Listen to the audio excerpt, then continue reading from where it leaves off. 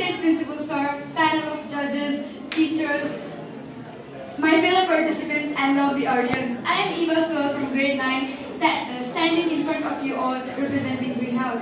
Today, I stand before you to argue that animals should have the same rights as humans. This is not just about compassion, it is a matter of justice and moral responsibilities. Firstly, let me ask you all a question. How many of you have pet animals at home?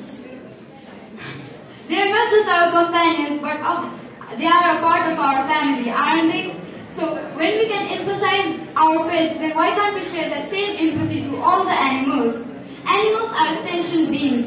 They are capable of suffering and have experienced emotions. Studies have shown that animals from dogs to dolphins experience complex emotions. So when we know that animals can feel this, how can we justify denying their rights? Just one of my previous opponents said that even if we grant animals rights, how can we be sure that they can fulfill the responsibilities?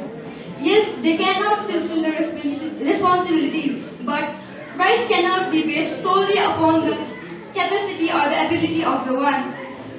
Many people, like infants or the people with severe disabilities, also do not have these kind of capacities. But does that mean we should not grant them rights?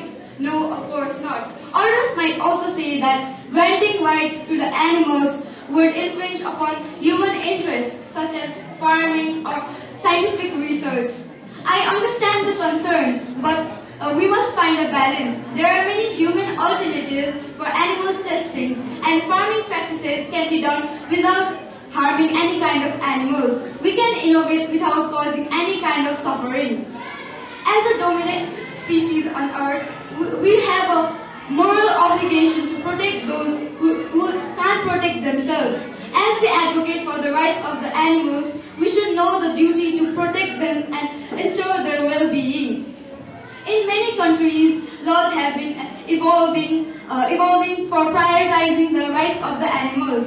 For instance, some places have enacted laws against animal cruelty and granted legal protection for animals. This shift shows that our society is beginning to understand the importance of animals. Some critics also say that when we can grant the rights to the animals, we might also grant the same rights to other living organisms like insects and bacteria. Yes, I know you might think this is extreme, but this highlights the need to compassionate approach for all the living creatures. We must prioritize all the living beings without diminishing the value of other life. Honorable judges, I ask you, when we can give rights to corporations and even fictional characters, then why can't we grant the same rights to other animals too? Isn't it the time we understand the inherent value of all living organisms? It is, I think.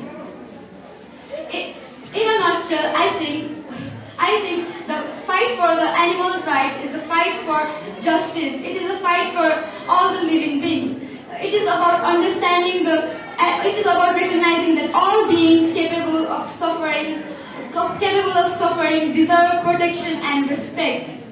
I urge each of you to understand and consider your role in this movement. Let's not just be spectators, but let's be advocates for change. Together we can create a world where animals are treated with the dignity they deserve. Thank you all for your time, and I look forward to listen your opinions on this important issue.